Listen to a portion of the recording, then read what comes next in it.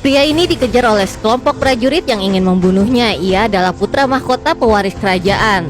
Tapi adik kembarnya yang kejam ingin membunuhnya agar sang adik bisa naik tahta dan menjadi raja. Tiba-tiba sebuah tombak dilemparkan ke arahnya, tapi dengan sigap pria ini menangkap tombak itu dan melemparkan kembali ke arah musuhnya. Lalu ia pun terus berlari bersama dengan temannya untuk menghindari kejaran para prajurit itu.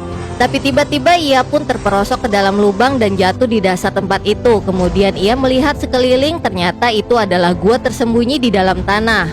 Lalu tidak lama kemudian temannya pun menyusulnya dan menghampiri pria itu dan berkata, "Kita harus segera pergi dari tempat yang menyeramkan ini." Sementara para prajurit mulai masuk ke dalam goa dan mulai mengejar mereka. Mereka pun sampai di mana terdapat banyak berjejer cermin besar dan di bawahnya berserakan tengkorak manusia. Dan kemudian pria itu pun mencoba berjalan melewati di antara cermin tersebut. Tapi tiba-tiba terlihat tengkorak hidup yang berada di dalam cermin itu dan memperhatikan gerakannya. Si pria yang tidak tahu akan hal itu pun terus berjalan dan memeriksa sekelilingnya. Kemudian ia pun berhenti dan memandang ke salah satu cermin.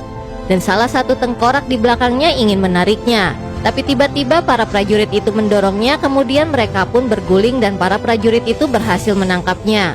Lalu prajurit yang lain pun berlari ke arahnya dan bersiap menyerangnya. Tapi dengan sigap pria ini pun menendangnya, lalu orang itu pun terpental dan dengan cepat salah satu tengkorak itu pun menarik orang itu ke dalam cermin.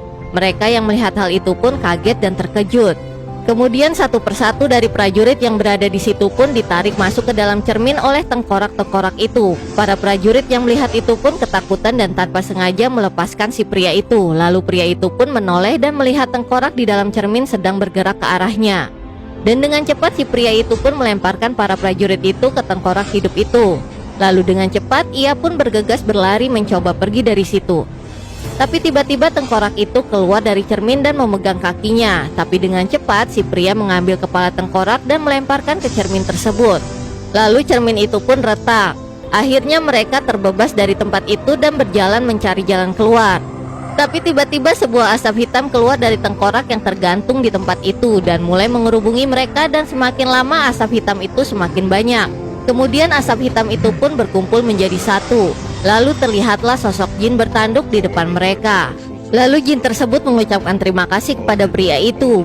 Berkat si pria itu memecahkan cermin sehingga dirinya bisa terbebas dari kutukan. Kemudian sebagai rasa terima kasih, jin itu memberikan cermin ajaib kepada pria itu dan akan berguna di masa yang akan datang.